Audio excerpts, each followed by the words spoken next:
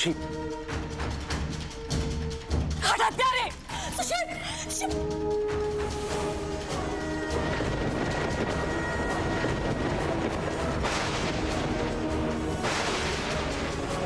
सुशील, मैं तुम्हें कुछ नहीं होने दूंगी, कुछ नहीं। ओए राजवैद को बुलाओ, शीघ्र। सुशील, क्यों क्यों किया तुमने ऐसा? यदि तुम इसे प्रेम नहीं करती थी तो इन्हें विष देने की क्या आवश्यकता थी? नहीं नहीं, मैंने कुछ नहीं किया। मैं नहीं जानती उस भोजन में विष कैसे आया। यदि तुमने नहीं किया तो और किसने किया? मैं नहीं। अशोक ने।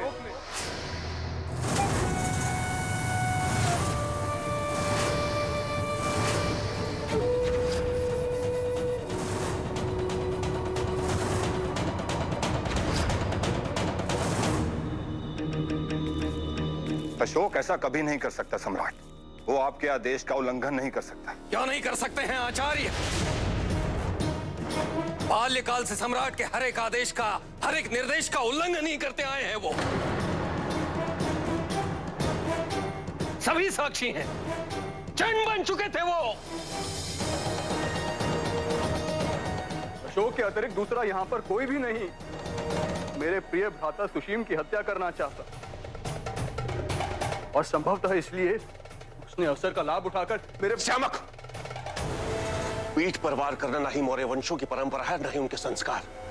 तुम भूल रहे हो कि तुमने जो भी। भूल मैं नहीं रहा, भूल तो पिताजी महाराज रहे। स्मरण कीजिए पिताजी महाराज अपने शब्दों को। आप ही ने तो कहा कि दोनों में से यदि कभी भी कोई भी एक मृत्यु हुआ तो मैं ना परिस्थिति देखूंगा ना कारण देखूंगा, और दूसरे को उसी समय मृत्यु दंड दे दूं।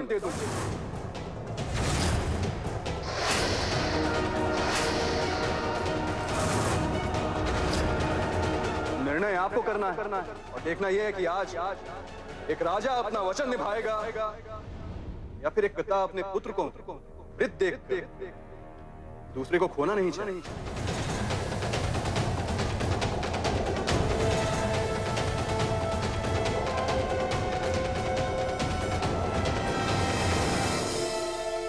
देखिए राजवैद,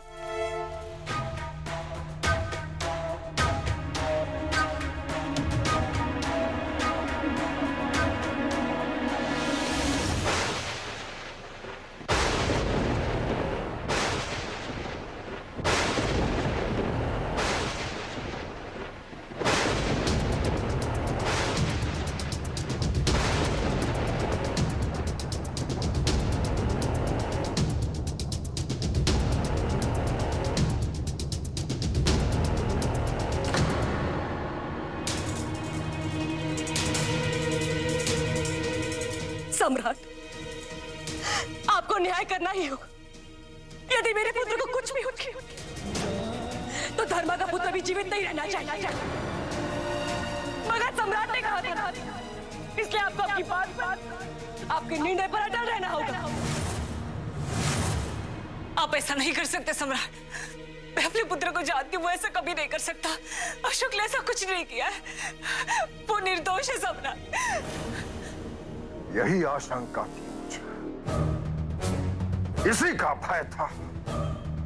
मुझे लग ही रहा था कि जैसे ही मेरी आशा पुनः जागृत हो जाएगी, इस पर विश्वास पूर्ण रूप से लौटेगा, ये दूसरे ही क्षण मेरे विश्वास को, मेरी आस को खंडित कर देगा।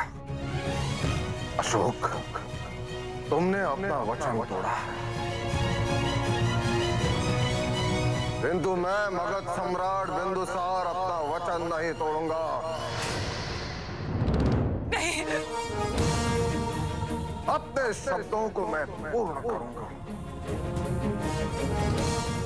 तुमने जो घृणित कार्य किया है, उसका दंड तुम्हें भुगतना ही होगा। तुमने उसका जीवन लिया है, मैं भी जीवित रहने का कोई अधिकार नहीं।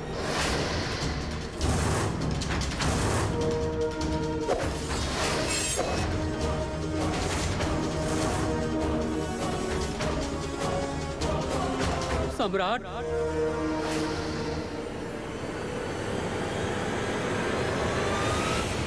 राजकुमार सुशील जीवित है।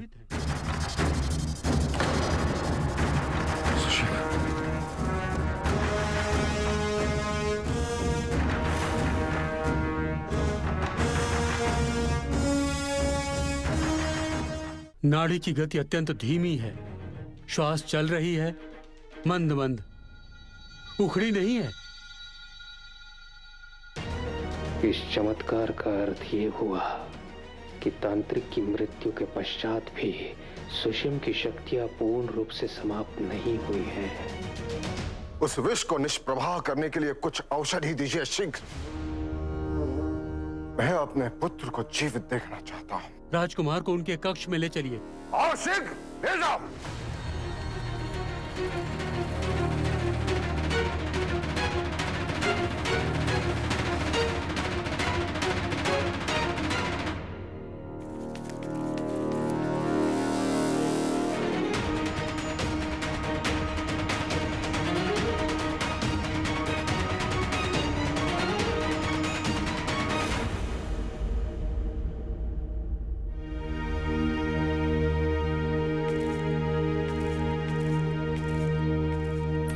आप यहीं रुकिए राजकुमारी चंदा, और आप सब भी। उस कक्ष में जाने की अनुमति केवल राज परिवार के सदस्यों को ही है।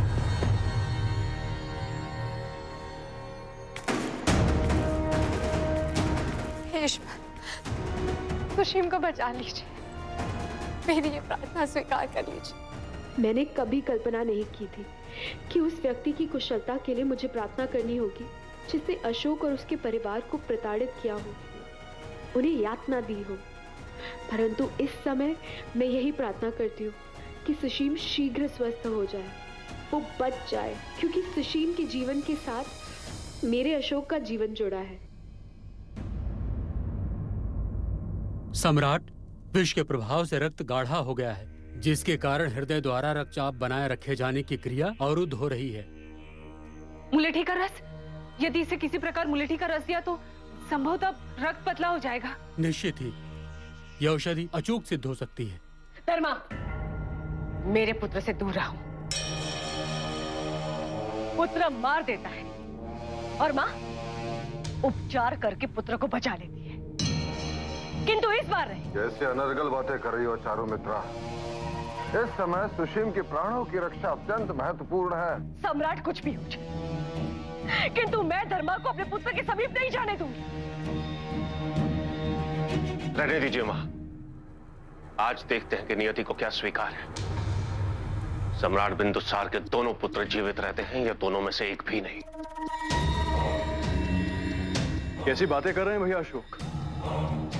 लगता है उनकी चंड वाली प्रवृत्ति अभी तक गई नहीं है। ऐसी उदासीनता, ऐसे कटु वचन कोई अपने ही सगे भाई के प्रति कैसे कह सकता है? कोई अपनी ही आंखों के आगे अपने ही भाई को मरता हुआ कैसे देख सकता है? ये जानते हुए भी कि ये विचार आपके लिए कितने दुखदाई होंगे। अपनी ही मां को अपने ही भाई की सहायता करने के लिए कैसे रोक सकता है, ये जानते हुए भी कि उसके प्राण संकट में हैं। एक रक्त, किंतु इतनी घृणा। ये जानकर अत्यंत प्रसन्नता हुई है श्यामक। तुम्हारे हृदय में अपने भारतीय भाइयों के लिए इतना प्यार उमड़ आया। अशोक, क्या कहना चाहते हैं? इसका उत्तर तो स्वयं श्यामक को ही देना चाहिए। पिताजी महाराज, यह अशोक क्या कहते हैं, क्या करते हैं, ये आप ही नहीं समझ पाए, मैं कैसे समझ सकता? मैं तुम्हारी वेदना भली भांति समझ सकता हूं श्यामक, क्योंकि अब इस भवन में ऐसा कोई भी नहीं है जो तुम्हें समझ सके। और ये तुम्हारे लिए बहुत कठिन होगा। ऐसे में अपना स्थान बनाए रखने के लिए, अपना अस्तित्व स्थापित करने के लिए तुम्हारा अपने प्रिय पिताजी के प्रति अपनी निष्ठा और अपना प्रेम दिखाना तो स्वाभाविक है। तात्पर्य? ये स्वयं आप श्यामक से ही पूछ लीजिए। शीघ्र लेकर आओ।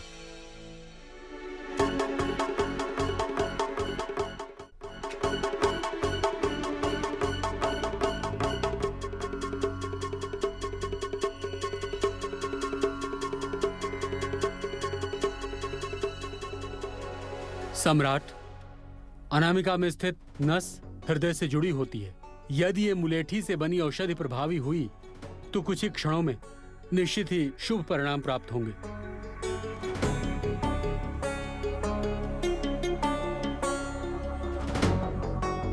नाम मात्र के भाई, मर जाओ तुम। अरे ईश्वर के लिए मर जाओ। तुम मरोगे तो ही अशोक मरेगा, तभी मैं अपने स्वर्गीय पिता जस्टिन को दिया वचन निभा पाऊंगा।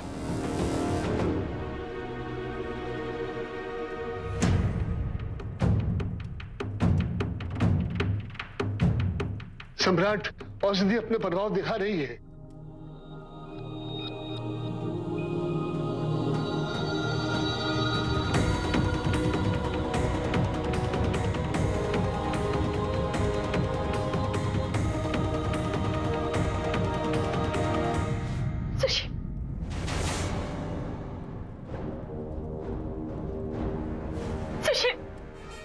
तुम जीवित हो सुशील। क्यों, मुझे देखकर प्रसन्नता नहीं हुई? धैर्य रखो माँ, कुछ नहीं हुआ मुझे। कोई मेरा बाल भी बांका नहीं कर सकता।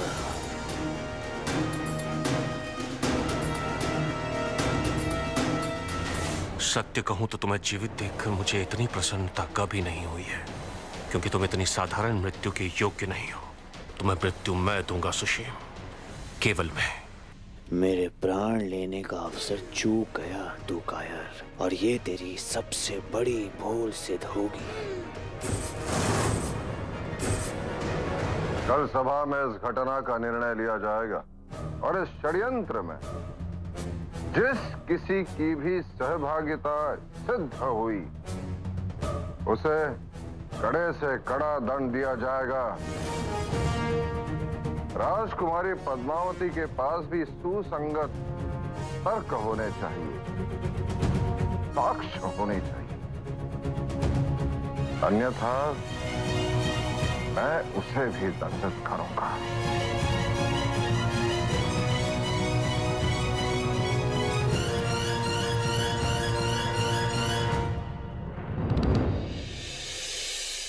परंतु विष देने का आरोप आप अपने ऊपर कैसे ले सकती हैं? भोजन मैंने बनाया, अगर किसी से चूक हुई है तो मुझसे हुई है। मेरा ही ध्यान हटा होगा, तभी किसी को विष मिश्रित करने का अवसर मिल गया। मुझे और सावधानी रखनी चाहिए थी। आपकी अनुपस्थिति में वहां पर कोई आया था, पर मैं उसका मुख नहीं देख पाई, और ये भी चूक मेरी है। ऐसी कोई भी बात, कोई भी विशेषता, कुछ तो स्मरण होगा, कुछ तो देखा होगा तुमने।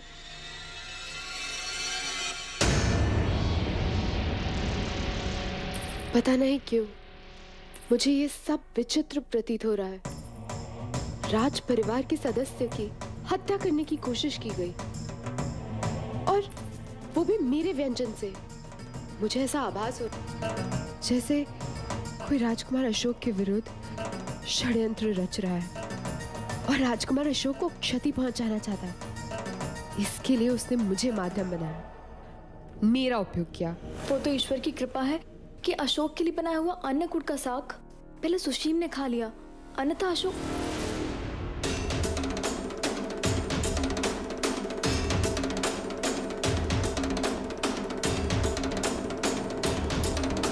इतने वर्षों तक इन्हीं हाथों से मैंने अशोक की कुशलता, उसकी सफलता के लिए प्रार्थना की है, उसे अपने पति के रूप में पाने के लिए ईश्वर के समक्ष यही हाथ फैलाया, और आज मैं इन्हीं हाथों से उसके प्राण ले सकती थी।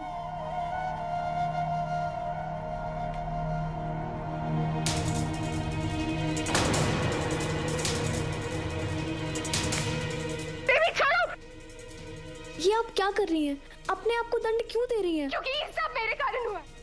मैं ही चाहती थी कि अशोक सबसे पहले मेरा व्यंजन था, इसीलिए मैंने सुशील को उकसाया ताकि अशोक ईर्ष्या से सुशील से पहले मेरा व्यंजन खा ले। इस रूठ ने मनाने के खेल में, एक दूसरे को जलाने के खेल में आज हम दोनों सदैव के लिए बिछड़ सकते थे देवी। ईश्वर जाने वो मेरे बारे में क्या सोच रहा होगा। मैंने उससे कहा भी था कि पहले तुम मेरा भोजन खा लो। मुझे अशोक से बात करनी होगी हमारे बीच पहले ही इतने भ्रम उत्पन्न हो चुके। अब और नहीं, मुझे अशोक से बात करनी है। कौरवकी,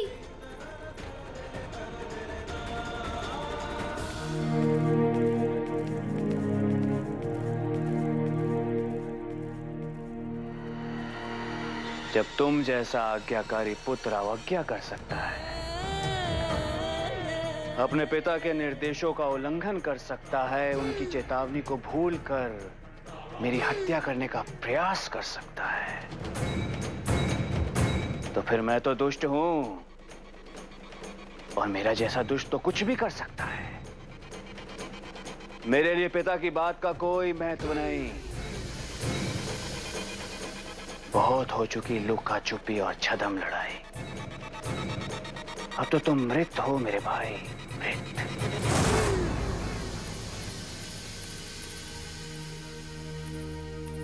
राजकुमार अशोक को देखा आपने?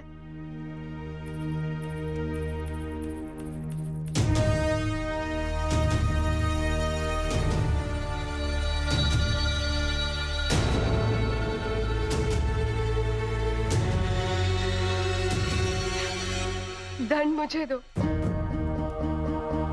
तुम्हारे इस क्रोध का कारण मैं हूं, मेरी भूल के कारण तुम मरते मरते बचे।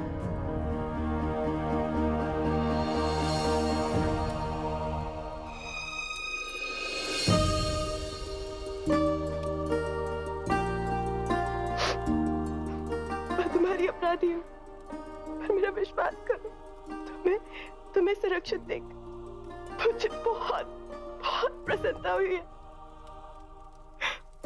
यदि तुम्हें कुछ हो जाता तो मैं अपने आप को जीवन में क्षमा नहीं कर पाती। संभव है तुमने अभी तक नहीं पहचाना मुझे, किंतु मैंने तुम्हें पहली भेंट में ही पहचान लिया। जान गई थी कि तुम वो हो जिसके साथ मेरा पूरा जीवन व्यतीत होना निश्चित है। जय जननी। कभी परिस्थितियां ऐसी थी जब मैं तुम्हारे समीप हो गई, तुमसे दूर थी। कभी मेरा अहम हम दोनों के बीच में रुकावट बना। अशोक जो ये चाहता था कि पहल तुम करो, तुम आ गया, और ये मेरा अहम ही था जिसने मुझे तुमसे इतनी दूर रखा। पर अब और नहीं सहा जाता। मैंने तुम्हें कितने संकेत दिए, पर तुम बिल्कुल नहीं समझे, कभी अपेक्षित प्रतिक्रिया नहीं की, परंतु तुमने दूरी बनाई रखी। सत्य कहूं, मैं तुम्हारे इस व्यवहार से कुपित थी, क्रोधित थी तुम पर, परंतु जिस प्रकार की घटनाएं हुई हैं, उसे ऐसा प्रतीत हो रहा है तुम मुझे अपने आप से दूर रखकर उचित कर रहे हो। मैं नहीं जानती इस षड्यंत्र के पीछे कौन है, लेकिन यदि एक पल के लिए भी तुम्हें ऐसा लगता है कि मैंने विष मिलाया है, तो मैं तुम्हारे जीवन से हमेशा के लिए दूर चली जाऊंगी।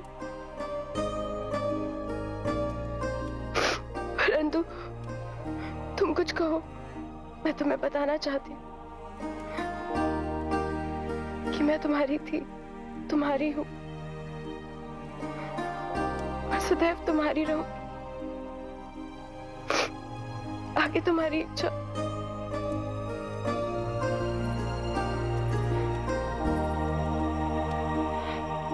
कुछ तो कहो, कुछ तो बोलो। ऐसे व्रत की भांति मौन क्यों खड़े हो? एक संकेत दे दो, या मुझे स्वीकार करके सवार दो, या अस्वीकार करके नष्ट कर। यह निश्चितता सहन नहीं होती मुझसे, अब और शक्ति नहीं है मुझ में।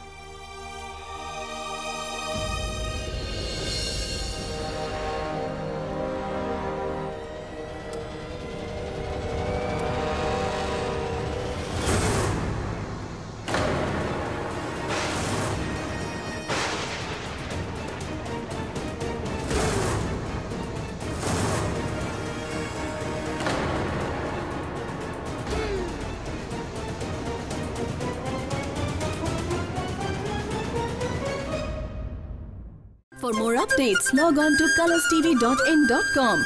Like us on facebook.com/colorstv. Follow us on twitter.com/colorstv. For more updates, log on to colorstv.in.com. Like us on facebook.com/colorstv. Follow us on twitter.com/colorstv. For more updates, log on to colorstv.in.com. Like us on facebook.com/colorstv. Follow us on twitter.com/colorstv.